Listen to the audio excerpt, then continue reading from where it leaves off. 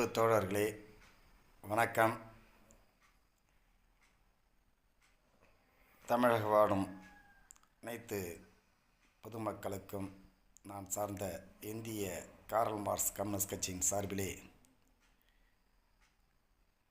பணிவான வணக்கத்தை தெரிவித்துக் கொள்கிறேன். கடந்த 2 நாட்களாக தமிழகம் முழுவதும் அனைத்து வழிபாட்டு தலங்களிலும் தீபங்கள் ஏற்றப்பட்டது.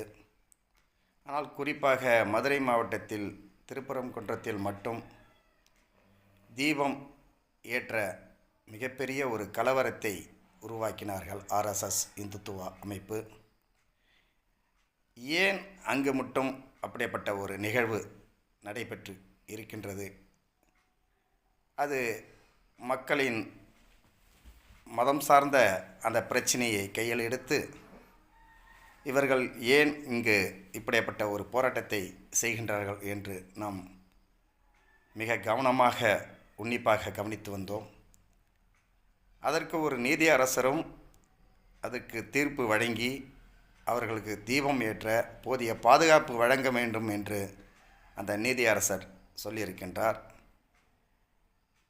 ஒரு சாமானிய மக்களுக்காக ஒரு நீதியை நாட வேண்டும் என்றால் இப்படிப்பட்ட ஒரு நீதி அரசரிடம் நீதி கிடைக்குமா என்ற அந்த கேள்வி மக்கள் மனதில் அச்சத்தை ஏற்படுத்துகின்றது.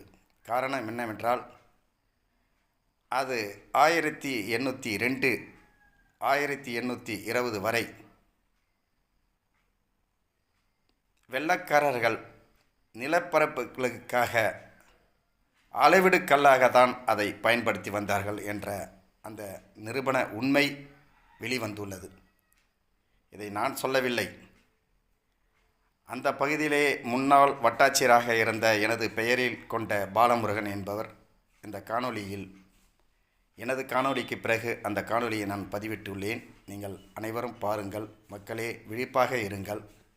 இது ஒரு ஆர்எஸ்எஸ் இயக்கம் மதத்தை வைத்து, கடவுள்களை வைத்து அதன் பேரிலே போராட்டங்களை நடத்துவது, இது வன்மையாக இந்திய காரல் மார்க்ஸ் கம்யூனிஸ்ட் கட்சி வன்மையாக கண்டிக்கின்றது. எனவே இனி வரும் காலங்களிலே மக்கள் விழிப்பாக இருக்க வேண்டும் என்பதை நோக்கமாக கருதி இந்த காணொளியை நான் பதிவிட்டுள்ளேன். எனது காணொளிக்கு பிறகு அந்த வட்டாட்சியர், முன்னாள் வட்டாட்சியர் பாலமுருகன் காணொளியை சன் நியூஸில் கொடுத்த அந்த காணொளியும் நான் இதோடு பதிவிட்டுள்ளேன். அனைவரும் பார்த்து அதனுடைய உண்மைத்தன்மையை தெரிந்து கொள்ளுங்கள். நன்றி. வந்து